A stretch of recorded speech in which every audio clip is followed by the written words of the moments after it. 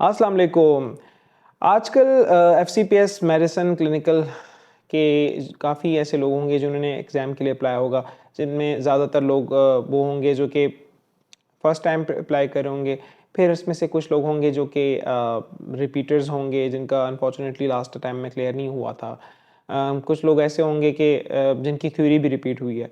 कुछ लोग बिल्कुल ही ऐसे होंगे जो जिनको कोई आइडिया नहीं है लॉन्ग केसेस का और वो गाइडेंस हासिल करना चाहते होंगे। स्पेसिफिकली वो लोग जो कि अपनी ट्रेनिंग के बिल्कुल एंड के करीब हैं और उनकी ट्रेनिंग ख़त्म होने वाली है। और कुछ लोग ऐसे होंगे जिनको ये भी बॉदर नहीं होगा कि यार देखा जाएगा जो भी होता है, पहले हमारे जो है डिसर्टेशन कंप्लीट हो जाए। वेल अगर आप लोग जो हैं एफसीपीएस क्लिनिकल पार्ट 2 के हवाले से परेशान हैं कि कौन सी बुक से पढ़ें, कौन सा कोर्स ज्वाइन करें, कौन सी बुक्स ना पढ़ें, एग्ज़ाम किस तरह होता है, इसके मार्क्स किस तरह होते हैं, एग्जामिनर्स की क्या सोच होती है, लोग क्यों पास होते हैं और लोग क्यों जो है अनफॉर्चुनेटली पास नहीं होते, इसके हवाले से काफ़ी लोग आपको बहुत सारे मशवरे देंगे। ठीक है, जितनी मुमकिन उतनी बातें। जो लोग पास हो गए हैं वो बहुत बोलेंगे कि यार हमारा तो डिडमॉट सिंड्रोम आया था, हमारा तो वुल्फ्रैम सिंड्रोम आया था, हमारा तो भटक्यारी सिंड्रोम आया था, और आप लोगों को इम्प्रेस करने की कोशिश करेंगे कि यार it's a very difficult exam but मेरी तैयारी बहुत अच्छी थी इसलिए मैंने एस किया।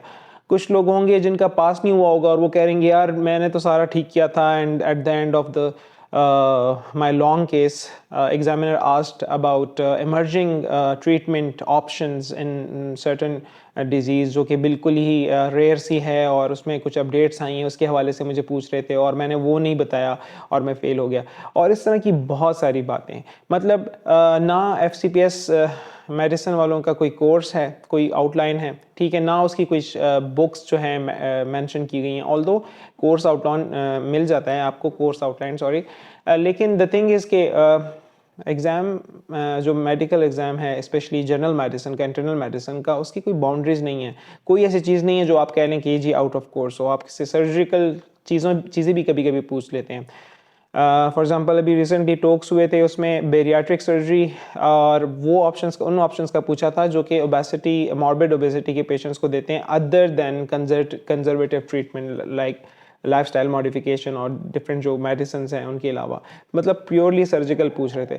तो ये लोग आपसे कुछ भी पूछ सकते हैं और यही जहन बना के आपने जाना है कि आपने पास करना है। और वो पास कैसे करना है उसके बारे में कोई क्लियर कट बातें आपको नहीं मिलेंगी। आपको ढूंढना पड़ेगा, डिफरेंट लोगों के साथ बैठना पड़ेगा, डिफरेंट कोर्सेज लेने पड़ेंगे, डिफरेंट बुक्स इस एंगल से पढ़नी पड़ेंगी कि हाँ क्या मैं ये बुक लास्ट फ्यू डेज़ में जो है पढ़ लूँ कि नहीं। तो उसी हवाले से मैंने ये एक अपनी कोशिश की है और उम्मीद है आप लोगों के लिए, बहुत उम्मीद नहीं है बल्कि ये आप लोगों के लिए बहुत ही ज़्यादा आसानी पैदा करने वाली है आपकी, अगर आप प्रिपरेशन कर रहे हैं। क्यों? क्योंकि मैं इन्फ्लुएंस हुआ हूँ काफ़ी ऐसे मेंटर्स से जो कि प्रोफेशनली ट्रेंड थे और उन्होंने अपने कोर्सेज दिए, मैंने उन सबको ही लिया और लोग कह रहे थे यार आप एक टाइम पे 4-4 कोर्सेज क्यों ले रहे हैं। और उसकी वजह ये थी कि मैं चाहता था, I wanted a way out. Unfortunately मेरा एक्सपीरियंस एग्ज़ाम्स को लेकर इतना सही नहीं था, लेकिन मैं चाह रहा था जो गलतियाँ मुझसे हुई हैं वो मैं और लोगों को पहुंचा दूं। और ज़रूरी नहीं कि ये 100% जो है आप इसी को फॉलो करो तो ठीक होगा, लेकिन आप खुद ही नोट करोगे जब आप इस पूरी सीरीज़ को जो है सुनोगे तो आपको क्लियर हो जाएगा कि ये वो चीज़ें थी कि जो कि बहुत इम्पोर्टेंस रखती हैं। ठीक है, तो उससे पहले मैं अपना बता दूं कि I have done my training from Khyber teaching hospital Peshawar, और उसके अलावा मैं MRCP में भी इंटरेस्टेड था and I am left with my only 2 exams, that is FCPS medicine clinical part 2 और अपार्ट फ्रॉम दैट MRCP पेसिस। सो पहले एक और बात यहाँ पे मेंशन करना ज़रूरी है कि मैंने क्यों बनाया ये पेज और ये कंटेंट क्यों मैं यहाँ पे डाल रहा हूँ। उसकी बेसिक वजह ये थी कि जो लोग मुझे जानते होंगे उनको पता होगा कि I was bit vocal during my training as well, और उसके बाद भी, और काफ़ी ऑनलाइन चीज़ों में जैसे कि जूम में या ऐसे और मीडियाज़ में काफ़ी मेरे ऑनलाइन फ्रेंड्स बन गए। And I use to upload my audio content जैसे कि कोई गाइडलाइंस होगी जिसमें हेपेटाइटिस की गाइडलाइंस हो गई, टीबी की गाइडलाइंस हो गई, स्कीम्स हो गई डिफरेंट टॉपिक्स की, डिफरेंट टॉपिक्स के हवाले से जो बहुत इजी टू रिमेंबर किस्म की चीज़ें हैं वो मैं डालता था। और मैं उनके लिए नहीं डालता था, बेसिकली ये मैं अपने लिए डालता था कि जब मैं ऐसा काम कर रहा हूँ जहाँ पे मल्टीटास्किंग हो रही हो, फॉर एग्जांपल सच एज मैं ड्राइव कर रहा हूँ या मैं वॉक कर रहा हूँ या इवन बिफोर स्लीपिंग, ठीक है, मेडिटेट कर रहा हूँ, तो उसमें भी जो है मैं इन्हीं ऑडियो कंटेंट्स को सुनता था और दे वर रियली हेल्पफुल। आप 3 दफ़ा 4 दफ़ा एक ही टॉपिक को बार बार सुनोगे डिफरेंट एंगल से, तो आपको रिटेन करने में आसानी होती थी होगी। तो मेरे साथ भी ऐसा था और इतनी ज़्यादा ऑडियोज़ और वीडियोज़ मैंने अपनी बना ली थी और वही देखता था कि मेरे मोबाइल में मेमोरी का ही मसला हो गया था। Although I am having 256 GB mobile, ठीक है, लेकिन लैपटॉप में ट्रांसफ़र करना बहुत मुश्किल हो रहा था।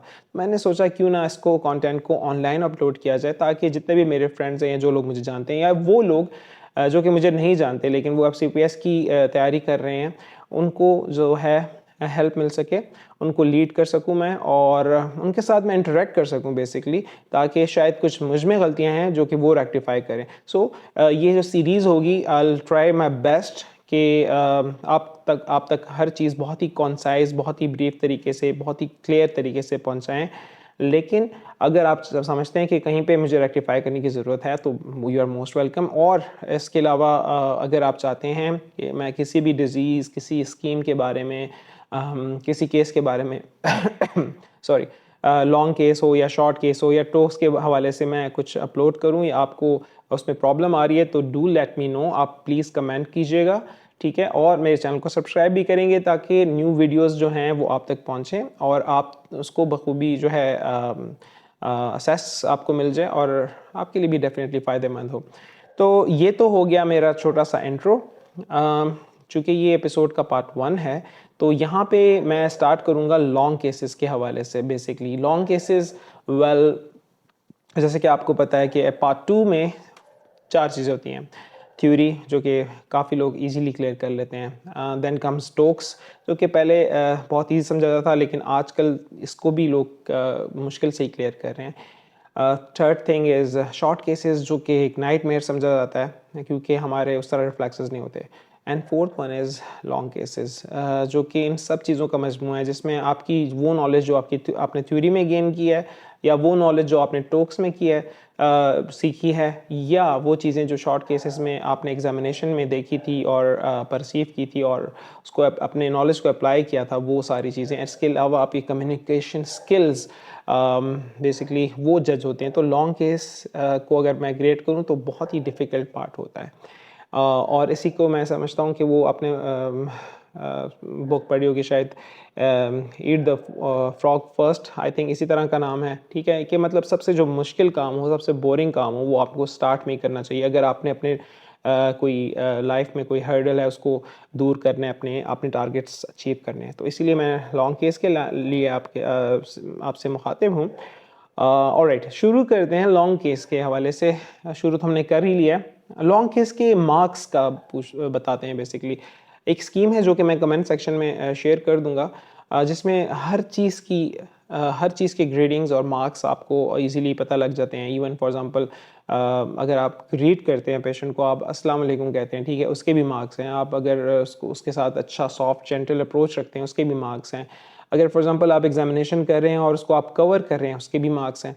तो डिफरेंट मार्क्स हैं हर चीज़ के, और वो मैं शेयर कर लूँगा और इंशाल्लाह या मैं नेक्स्ट कभी अपकमिंग डेज़ में उसके हवाले से आपको वीडियो कंटेंट बना के भी शेयर करूँगा। उसकी वजह ये है कि जब तक आपको पता नहीं चलता कि एग्ज़ाम क्या है, एग्ज़ाम की चीज़ों के मार्क्स कैसे कितने हैं।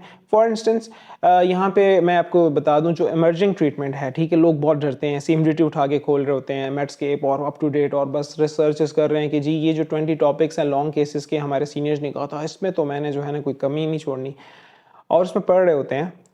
मज़े की बात ये कि इमर्जिंग ट्रीटमेंट के मार्क्स आपके लॉन्ग केस में जस्ट 5 आउट ऑफ 100 हैं, ठीक है। तो अगर आप इतना क्रैम कर रहे हो, इतना ज़्यादा एफर्ट दे रहे हो CMDT पढ़ने में, स्पेसिफिकली इन इमर्जिंग ट्रीटमेंट के लिए, तो आपको मैं बता रहा हूँ कि इसमें सिर्फ 5 मार्क्स आपको मिलेंगे। अगर आपकी इमर्जिंग ट्रीटमेंट नहीं आती, आपके सिर्फ 5 मार्क्स आए होंगे।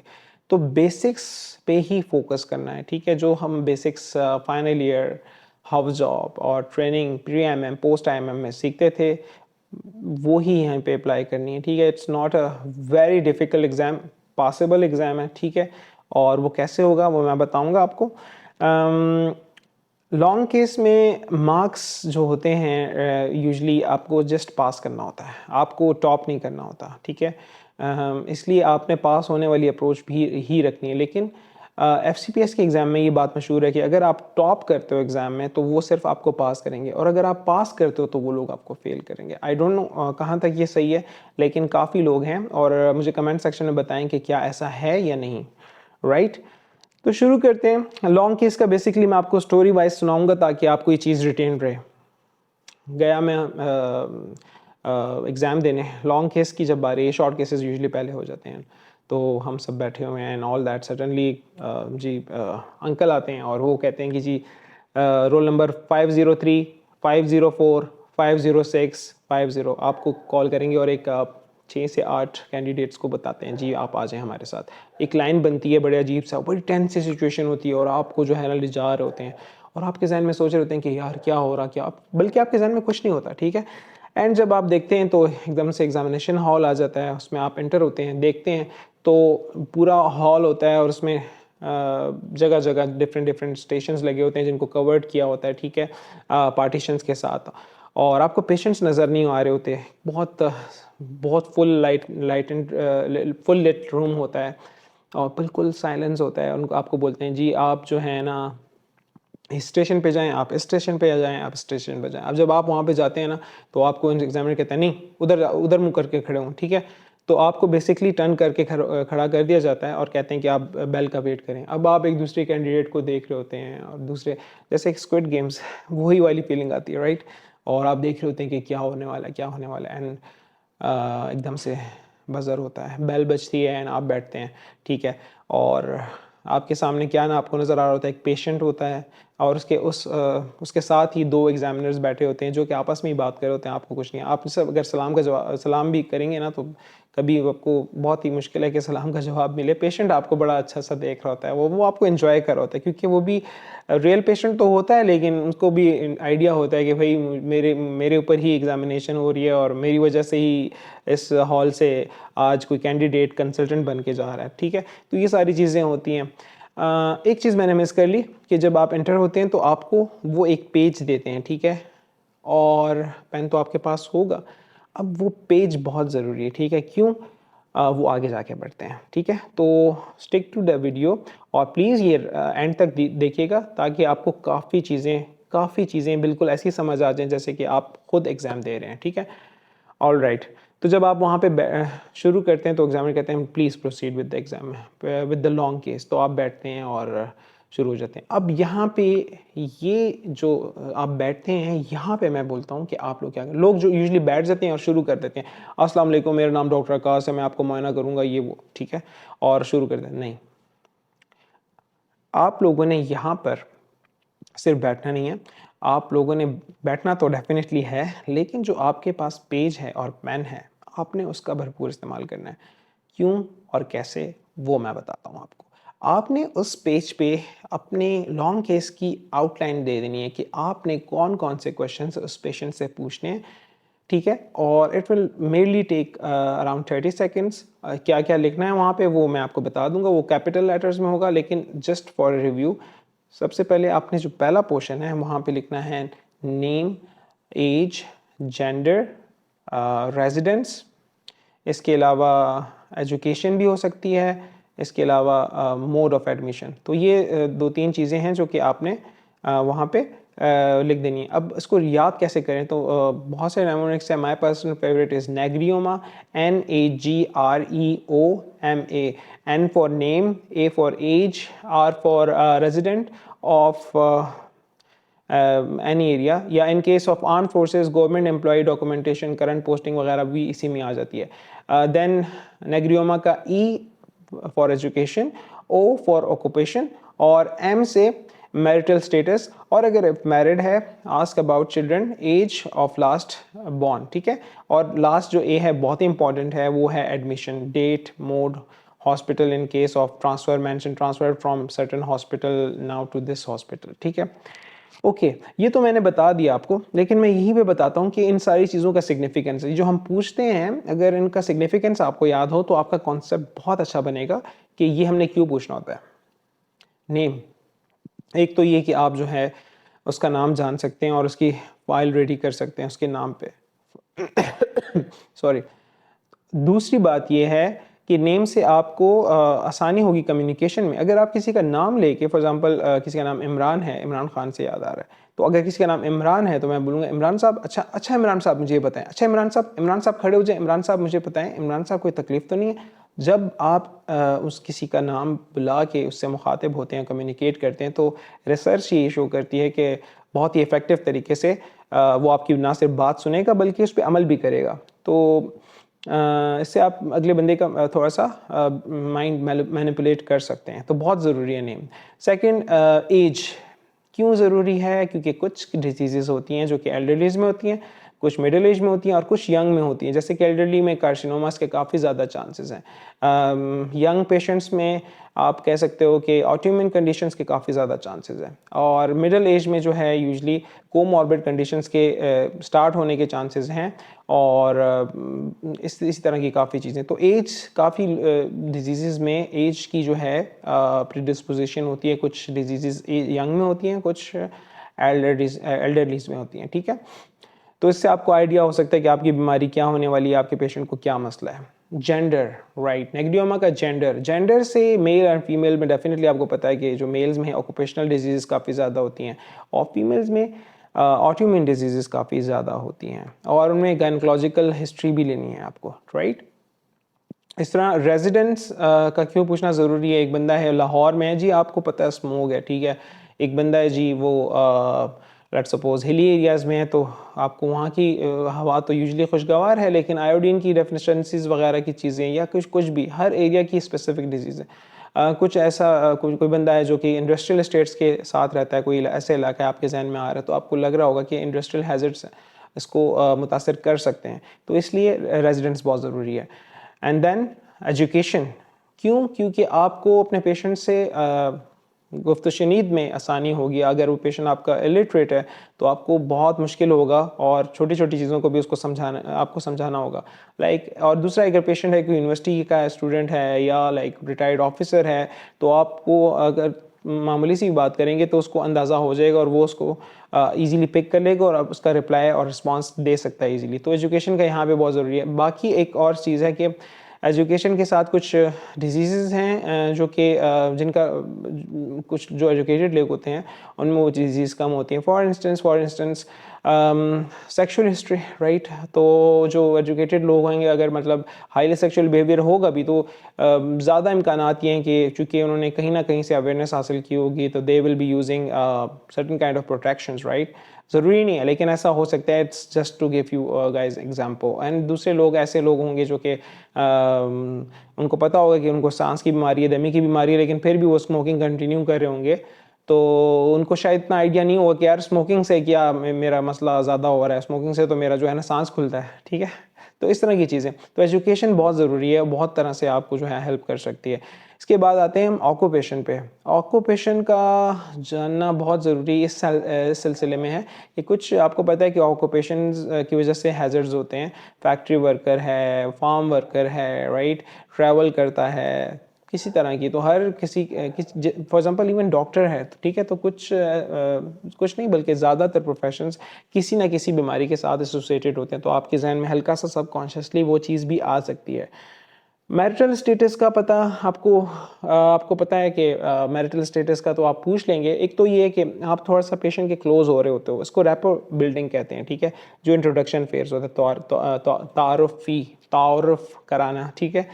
तो आप जो है पेशेंट के साथ रैपो डेवलप कर रहे होते हो, तो अगर उससे आप थोड़ा सा पर्सनल पूछो तो आपको वो बातें भी बताएगा जो कि वो नॉर्मली नहीं बताता। ऑल्दो कि हम लोग ओपीडीज़ में और जब वो हम हॉस्पिटल में काम करते हैं तो यूजली हम नहीं पूछते आप शादीशुदा हैं जी, कितने बच्चे हैं जी, आपकी शादी कब हुई थी, ऐसा नहीं होता, लेकिन हम एग्ज़ाम में पूछ रहे होते हैं जी।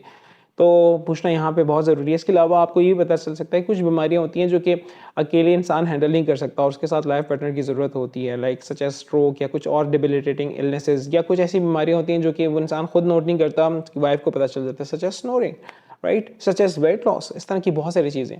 तो इसलिए मैरिटल स्टेटस का भी पूछना ज़रूरी है। और यहाँ पे आप पूछ भी सकते हैं, अगर फीमेल है तो आप उससे पूछ सकते हैं आखिरी बच्चे की क्या उम्र है, क्योंकि वो बोलेंगे जी मेरे बच्चे ही नहीं है, आपके जहन में आ जाएगा कुछ ऐसी डिजीज़ अंडरलाइंग जिसकी वजह से इनके इनफर्टिलिटी प्रॉब्लम्स हो रहे हैं, फर्टिलिटी इश्यूज़ हो रहे हैं, सॉरी, ठीक है।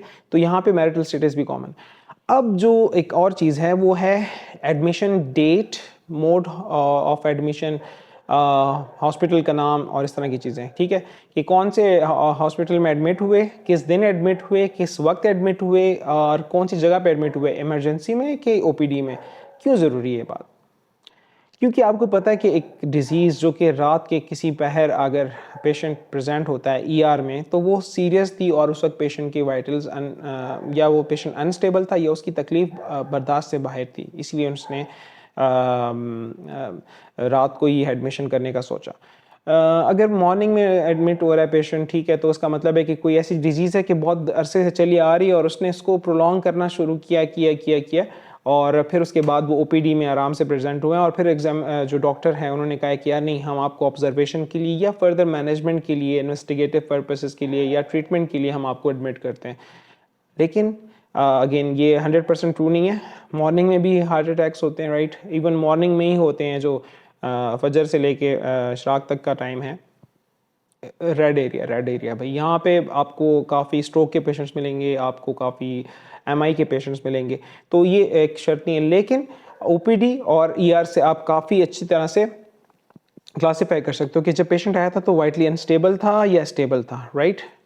इसके अलावा यहाँ पे मैं एक पॉइंट करता हूँ, अगर फॉर एग्जांपल ईआर से आया पेशेंट तो आपके लिए बहुत मुश्किल हो जाएगा। क्यों? क्योंकि वो पेशेंट यहाँ पर आया और यहाँ पे वो ही पेशेंट्स आते हैं जो कि स्टेबल होते हैं। इसका मतलब है कि पेशेंट की डिजीज़ पहले वर्सन की थी और उसके बाद स्टेबल हुआ और फिर वो पेशेंट यहाँ पर आया, तो आपको बहुत मुश्किल हो जाने वाली है, ठीक है।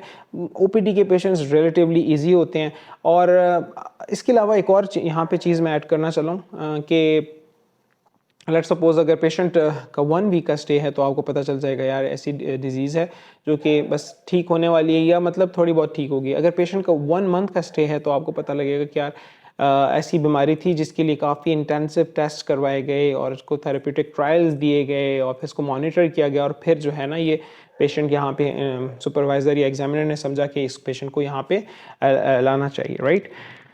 तो ये सारी चीज़ें थी तारुफ की। तो मैं जल्दी से एक वाइंड अप दूंगा। नेग्रियोमा: name, age, gender, resident, education, occupation, marital status, admission date. अगर आपके पास पेपर है आप लिख लें, अगर नहीं है तो डोंट वरी, मैं कमेंट सेक्शन में ये सब चीज़ें आपके साथ शेयर कर लूँगा, राइट।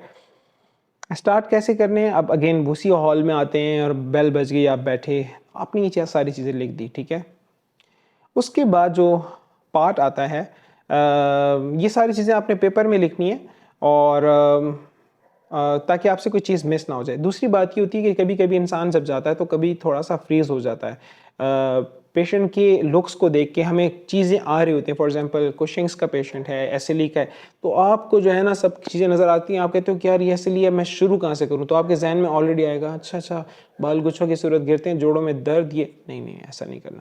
आपने अपने आप को ब्लाइंड कर लेना है और अपने ईयर्स को ओपन करना है जब आप हिस्ट्री ले रहे हो, स्पेसिफिकली फर्स्ट 10 मिनट्स, राइट। उसकी वजह ये है कि आप अपने आप को ब्लाइंड करा के काफ़ी अच्छी तरह से जो है सुन सकते हो और सोच सकते हो। एटलीस्ट मेरे लिए तो यही है, क्योंकि अगर आपको एकदम से एसएलई का पेशेंट आ जाए तो आपके जहन में ना चाहते हुए भी जोड़ों की जो है ना बात हमारे बिल्ट इन है, क्योंकि हम लोगों ने ओपीडी में भी ऐसा किया होता है और वार्ड्स में भी ऐसा किया होता है। ऑलराइट, तो डियर फेलोज, बेहतर ये है कि आप जो है ना अपने आप को जो है ना सुनने में ज़्यादा जो है ना आप अपना फोकस करो, ठीक है, कि आपको पेशेंट क्या बता रहा है। पेपर आपने लिया हुआ है, आपने ये नेग्रियोमा लिख दिया है, इसके बाद जो बारी आती है मैं थोड़ा सा अपनी स्पीड ज़्यादा करूँगा, अपना पेस ज़्यादा करूँगा, ताकि क्योंकि ये वीडियो बहुत लंबी हो रही है और इसको डिफरेंट सेक्शंस में डिवाइड करेंगे, राइट। तो इसके बाद जो पोर्शन आता है वो तो आता है चीफ कंप्लेंट्स का, and after that history of presenting illness, और उसके बाद जो है डेफिनेटली केयर, और केयर के बाद जो है आता है आपकी जो दूसरी हिस्ट्री है। लेकिन याद रखें, आपने हिस्ट्री ऑफ प्रेजेंटिंग इलनेस का पूछ के जब आपने अपनी वॉच में देखना है कि जी 10 मिनट्स गुजर गए हैं, तो आपने इमरजेंसी नाफिज कर देनी है और खड़ा हो जाना है। क्यों? क्योंकि फर्स्ट 10 मिनट्स में ही एग्जामिनर आपको जज करता है कि यार ये पेशेंट की कंप्लेंट पकड़ता है कि नहीं पकड़ता, ठीक है। तो और उसकी अप्रोच एक एक फ्लो के साथ जा रही है कि नहीं जा रही। तो इसीलिए आपने जो है ना उसी वक्त खड़ा हो जाना है, और ड्यूरिंग एग्जामिनेशन ही आपने क्वेश्चंस पूछ लेने हैं। फॉर इंस्टेंस अगर 20 मिनट्स हैं और आप एग्जामिनेशन कर रहे हैं, अगर आप हर मिनट सिर्फ एक क्वेश्चन करते हैं, for example past surgical history या पास्ट मेडिकल हिस्ट्री या ड्रग हिस्ट्री या एलर्जी की बात या ट्रैवल हिस्ट्री या सेक्शुअल हिस्ट्री, राइट, या ऑब्स एंड गायनी की हिस्ट्री, ठीक है, तो हर मिनट में अगर एक क्वेश्चन भी पूछते हैं, आपके 20 क्वेश्चंस तो आराम से हो जाने, और दूसरा टाइम भी आपको ज़ाया नहीं होगा, ठीक है। और जो मैं आपको अप्रोच बताऊंगा आने वाली वीडियोस में, उससे आपको आई चैलेंज यू कि आपसे कोई जो है अप्रोच रहेगी नहीं, कोई चीज़ मिस नहीं होगी, राइट। तो ये था सेशन लॉन्ग केस का फर्स्ट एपिसोड, जिसमें आपने देखा कि थोड़ा बहुत लॉन्ग केस का आइडिया हो गया, और आपने जो है तो जो इंट्रोडक्शन है, पेशेंट के साथ रैपो बिल्डिंग है, उसके बारे में बहुत अच्छी डिटेल से बात होगी। इसके आने वाली वीडियोस में मैं पार्ट 2 में चीफ कंप्लेंट्स को कैसे लेना है, कैसे जानना है, अगर बहुत सारी कंप्लेंट्स है उसको कैसे फिल्टर आउट करना है वो बताऊंगा, हिस्ट्री ऑफ प्रेजेंटिंग इलनेस बताऊंगा, उसके नेमोनिक्स बताऊंगा, रूल इन करना है कैसे डिजीज़ को, रूल आउट कैसे करना है, फिर अगर डिफरेंशियल्स हैं वो कैसे बनाने हैं, और उसके बाद जो है अगर जो आपके टॉप 3 डिफरेंशियल्स हैं उनका केयर कैसे करना है और केयर क्या है, ठीक है, इसके अलावा आगे कैसे लेके जाना है। और जो पार्ट 3 होगा उसमें मैं आपको बताऊंगा कि एग्जामिनेशन रूटीन क्या करनी है, ठीक है। तो होपफुली आपको ये वीडियो पसंद आई होगी, और प्लीज़ जो है मुझे कमेंट करके बताएं कि इसमें किस तरह से इम्प्रूवमेंट हो सकती है, और आपको कौन सा कंटेंट ऐसा है जो आपने सुनना है और आपके लिए हेल्पफुल हो सकता है, ठीक है। Thank you so much.